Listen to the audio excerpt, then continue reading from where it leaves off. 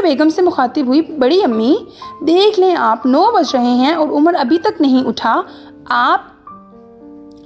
اب اسے میں جگاتی ہوں، دیکھنا کیسے نیند ختم ہوتی ہے اس کی۔ اس نے گلاس پانی کا بھرا اور سیڑھیاں چڑھ گئی۔ عمر کا کمرہ دوسرے پورشن میں تھا۔ دھاڑ سے دروازہ کھول کر وہ اندر داخل ہوئی تو اسے بے سود پڑے عمر کو دیکھ کر اس کا غصہ سوے نیزے پر پہنچ گیا۔ عمر اگر تم 5 منٹ میں نہیں اٹھے نا تو میں یہ پانی کا گلاس تمہارے منہ پر انڈیل دوں گی۔ وہ دانت پیس کر بولی۔ انڈیل دو۔ وہ پھرتی سے چہرہ مکمل کمبل میں چھپا گیا۔ اف! اس نے گلاس ٹیبل پر پٹکا اور اس کے سرہانے بیٹھ گئی۔ پلیز اچھے بھائی اٹھ جاؤ پلیز، میری ایکسٹرا کلاس کا ارینج ہے، مجھے لازمی اٹینڈ کرنا ہے۔ اب کی بار وہ منت بھرے لہجے میں بولی، ناشتہ کر لیا تم نے؟ عمر نے چہرہ باہر نکال کر پوچھا۔ ہاں۔ وہ فوراً بولی، اوکے چلو پھر۔ وہ فوراً اٹھ کر بیٹھ گیا۔ سائڈ ٹیبل سے بائک کی چابیاں اٹھا کر بولا۔ دونوں آگے پیچھے چلتے ہوئے نیچے آ گئے۔ وہ بائک سٹارٹ کر رہا تھا، حجاب کو ڈھیلے ڈھالے ٹراؤزر شرٹ میں بے حد پیارا لگا۔ آخر اکلوتا بھائی تھا، پیارا کیوں نہ لگتا۔ کچھ دیر بعد وہ بائک پر سوار یونیورسٹی اڑے جا رہے تھے، لیکن صرف 5 منٹ کا راستہ رہ گیا تھا جب وہ ٹریفک جام میں پھنس گئے۔ کسی وزیر کی گاڑی گزرنی تھی، ہائی سیکیورٹی الرٹ تھا۔ درمیان میں وزیر صاحب کی گاڑی، آگے پیچھے سیکیورٹی کی گاڑیاں اور ارد گرد موٹر سائیکل سواروں کا دستہ۔ سرکاری پروٹوکول کی گاڑیاں چونکہ ہائی سپیڈ پر چلتی ہیں، اس لیے 3 منٹ بعد ہی انہیں جانے کی اجازت مل گئی۔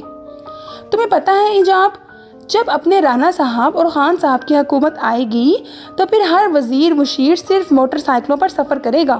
عمر نے خوشگوار طنز کیا۔ وہ گہری سوچ میں گم تھی، اس نے سنا ہی نہیں۔ جب عمر نے اسے یونیورسٹی کے سامنے اتارا تو وہ جیسے ہوش میں آ گئی۔ پیسے چاہیے؟ عمر نے پوچھا۔ وہ اپنے ہینڈ بیگ کی تلاشی لینے لگی۔ اف! صرف اکلوتا 50 کا نوٹ ہے میرے پاس، شکر ہے تم نے پوچھ لیا ورنہ میں تو بھولی ہوئی تھی۔ وہ سر پر ہاتھ مار کر بولی، یہ لو۔ اس نے نوٹ اسے والیٹ سے نکال کر تھمایا۔ چلے گا؟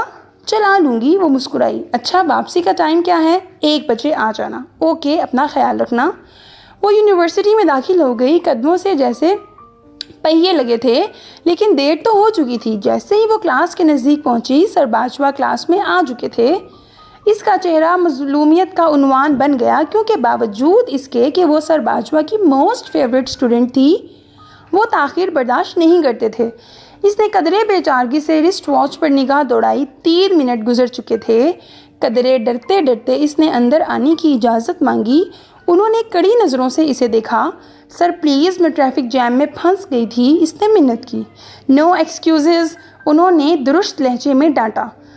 سر حجاب ٹھیک کہہ رہی ہے، کسی منسٹر کی گاڑی گزرنی تھی اور آپ کو پتہ ہے ہمارے ملک میں ایسی صورتحال میں کیا کیا جاتا ہے؟ ہنگامی حالت نافذ ہو جاتی ہے، خواہ کوئی ایمبولینس ہے یا کوئی زخمی مر رہا ہے، پولیس والے کسی کو نہیں سنتے۔ ہم تو پھر اسٹوڈنٹ ہیں۔ یہ اس کی کلاس فیلو سمین اکرام تھی، وہ بھی اسی کی طرح لیٹ آئی تھی۔ اوکے آپ آ جائیں، but be careful next time. انہوں نے اجازت دی۔ دونوں شکر ادا کرتے ہوئے اپنی سیٹوں پر بیٹھ گئیں۔ گرلز اینڈ بوائز، آج کا ہمارا ٹاپک ہے یلو جرنلزم یعنی زرد صحافت۔ کیا مراد لیتے ہیں آپ اس سے؟ چند ہاتھ کھڑے ہوئے۔ انہوں نے انیس کو اشارہ کیا۔ زرد صحافت کی آسان ترین تعریف میرے نزدیک یہ ہے کہ اخبار کی سرکولیشن بڑھانے کے لیے کسی بھی خبر کی تصدیق کیے بغیر اس کے حقائق سے بے خبر رہتے ہوئے رائے کا پہاڑ بنا دیا جائے۔ اچھی کوشش ہے۔ کوئی اور؟ یس، فائزہ آپ بتائیں۔ سر، ہمارے ملک کے بیشتر اخبارات زرد صحافت کی طرف گامزن ہیں۔ سنسنی خیزی کے لیے وہ گھٹیا سٹوریز اور خبروں کو بلا تحقیق شائع کرتے ہیں۔ صحافی چونکہ بکاؤ ہی سمجھے جاتے ہیں، اس لیے وہ آسانی سے یہ کام کر لیتے ہیں۔ آپ انہیں کوئی بھی ہیڈ لائن دے دیجئے، خبر، تفصیل، مقامات، واقعات، ملزم اور مظلوم سب خود ہی تیار کر لیں گے۔ یہاں تک کہ جس پر واقعہ گزرا ہو اس کی بنائی گئی تفصیل سن کر وہ بیچارہ بھی اپنے آپ کو دنیا کا سب سے بڑا مظلوم سمجھنے لگے گا۔ فائزہ نے استہزائیہ نظروں سے حجاب کو دیکھ کر تنقید کی۔ یہ تو سیدھی صحافیوں پر تنقید ہے سر۔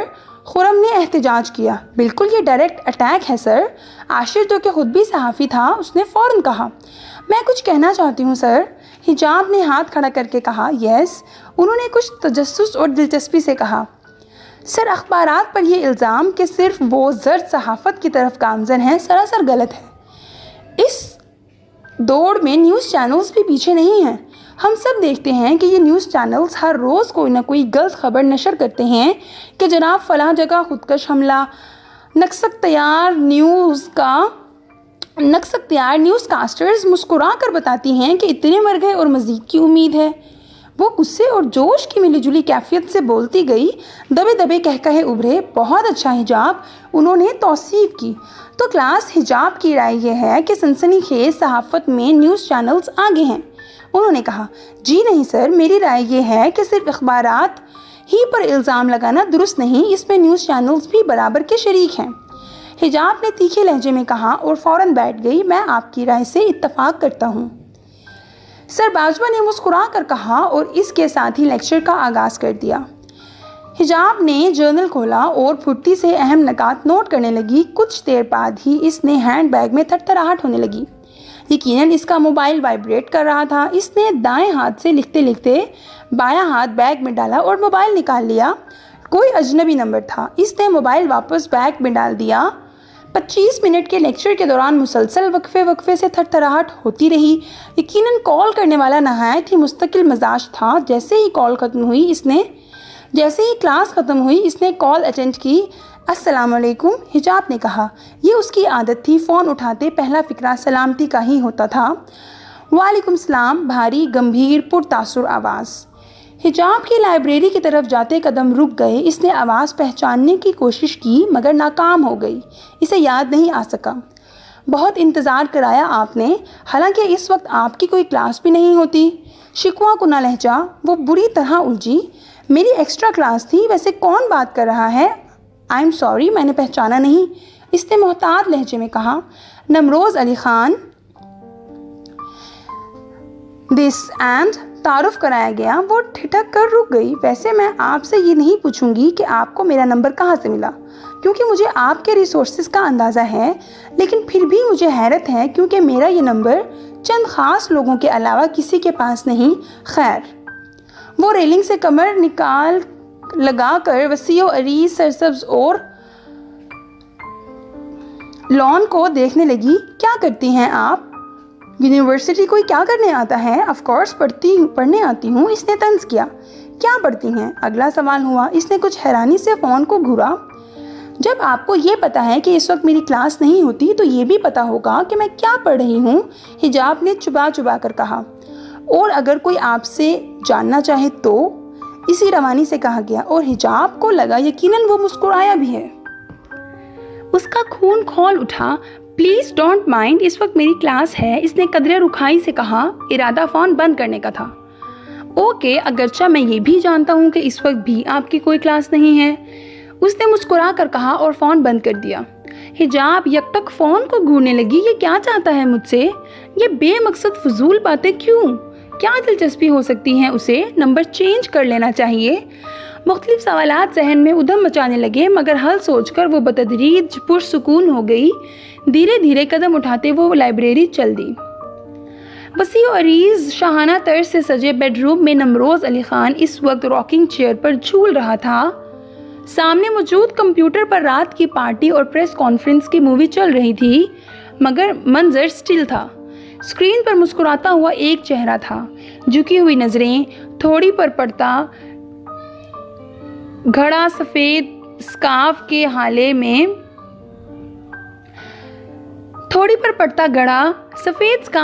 میں جگمگا رہا تھا. لائٹ پنک کلر کے سوٹ میں سکارف سر پر لپیٹے اور پنک دوپٹہ سینے پر پھیلائے وہ حجاب تاثیر تھی. حجاب تاثیر جو بہت عام سی ہونے کے باوجود بھی بہت خاص تھی. کیا ہے تم میں کہ میں تم سے ہٹ کر کچھ سوچ نہیں پا رہا؟ وہ اسکرین کو دیکھتے ہوئے بڑبڑایا. پھر اس نے سیل فون اٹھایا اور اس کا نمبر ملانا شروع کیا. بات کرنے کے بعد جب اس نے فون رکھا تو اس کے چہرے پر ایک مخصوص کن مسکراہٹ تھی. کوئی ایک شخص تو یوں ملے کہ سکون ملے، کوئی ایک لفظ تو ایسا ہو جو قرار ہو، کہیں ایسی رت بھی ملے ہمیں جو بہار ہو، کبھی ایسا وقت بھی آئے کہ ہمیں پیار ہو. وہ دھیمے لہجے میں گنگنا رہا تھا. شاعری سے اسے عشق تھا. اپنی زندگی کی 34 بہاریں دیکھ لینے کے بعد اب اس کا دل کہیں رکنے کو چاہا تھا۔ ایسا نہیں تھا کہ اس نے حسن نہیں دیکھا تھا، اس نے دنیا کی تقریباً ہر نسل کی لڑکی دیکھی تھی۔ اسے سیر و سیاحت کا شوق تھا اور وہ آدھی دنیا گھوم چکا تھا۔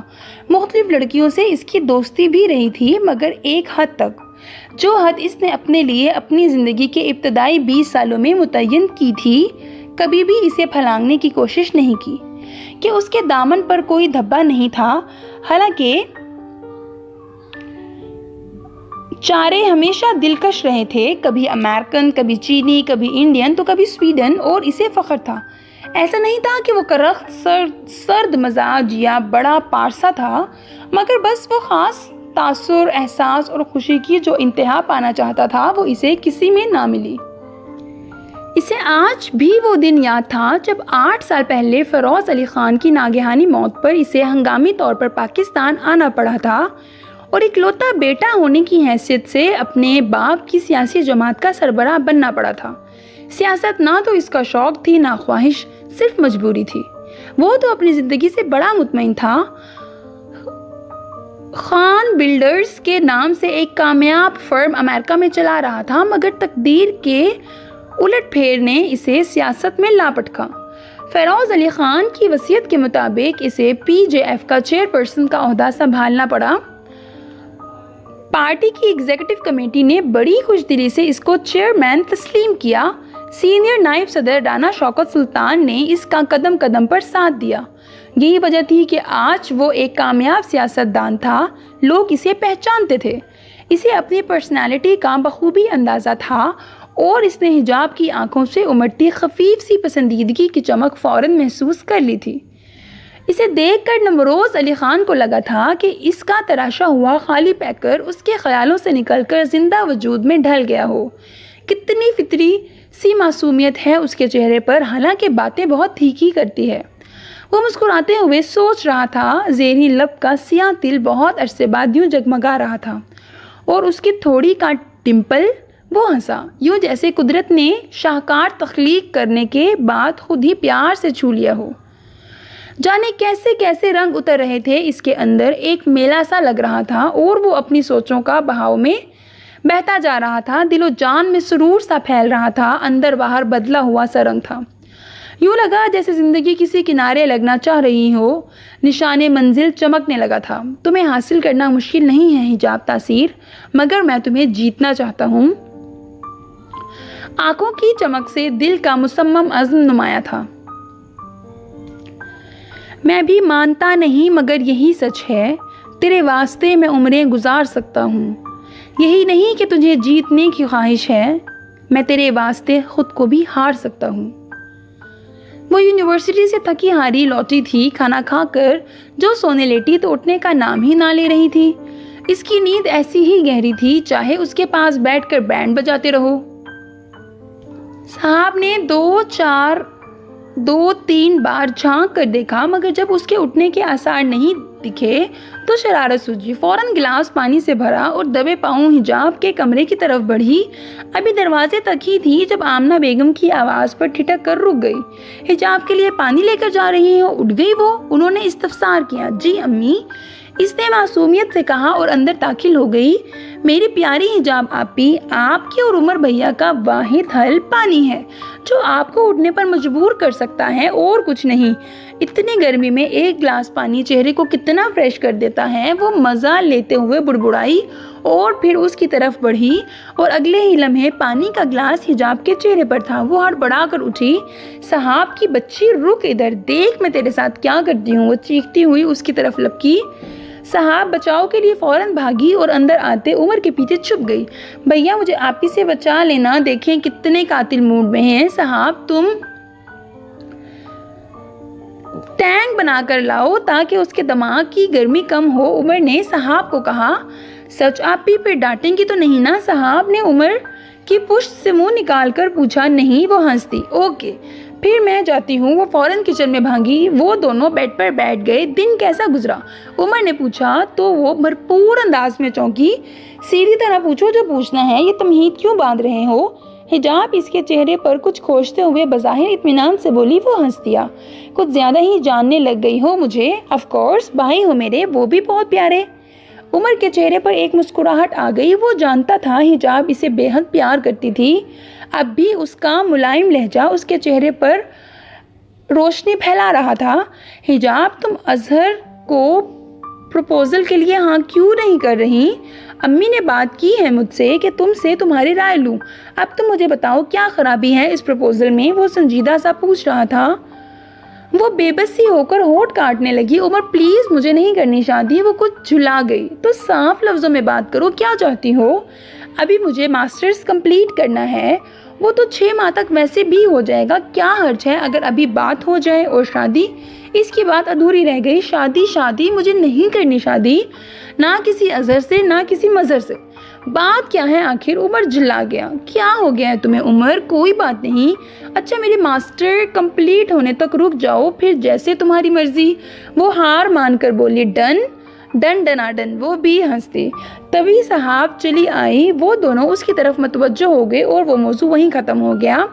وہ تھکا ہارا نمروز مینشن لوٹا تو رات کے 2 بج رہے تھے۔ شاور لینے کے بعد بیڈ پر بیٹھا تو یاد آیا کہ اسے کچھ کھائے پیے بنا کئی گھنٹے گزر چکے تھے اور شدید بھوک سے برا حال تھا۔ اس نے انٹرکام اٹھایا اور آرڈر کیا، صدف 1 کپ دودھ اور کچھ سینڈوچز لے آؤ۔ انٹرکام بند کرنے کے بعد اس نے صوفے کی بیک سے سر ٹکا دیا۔ وہ اس وقت شدید تھکا ہوا تھا، سارا دن بے حد مصروف گزرا تھا۔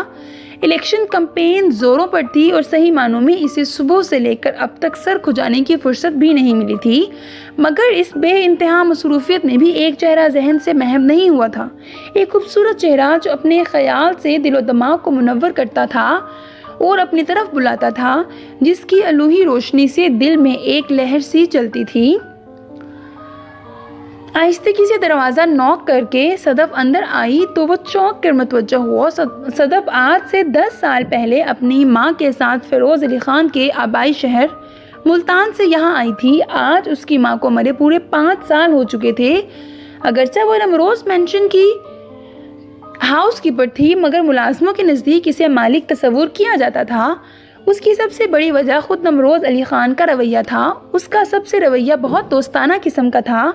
جب وہ پاکستان آیا تھا تو صدف 9th میں تھی۔ بھاگ کر اس کے کام کرنے والی لڑکی آج اگر ہاؤس مینجمنٹ میں ماسٹرز کرنے کے بعد پورے نمروز مینشن کو کنٹرول کر رہی تھی تو اس میں سب سے بڑا ہاتھ نمروز کا تھا۔ دونوں کا رشتہ بہت عجیب تھا، شاید مالک ملازم کا، شاید دوستی کا، شاید بہن بھائی کا۔ وہ نہیں جانتا تھا تو صرف اتنا کہ وہ اپنی تمام پریشانیاں اس سے ڈسکس کرنے کے بعد پرسکون ہو جاتا تھا۔ صدف نے ٹرے ٹیبل پر رکھی۔ وہ چونک کر سیدھا ہوا۔ آپ کی طبیعت ٹھیک نہیں لگ رہی خان؟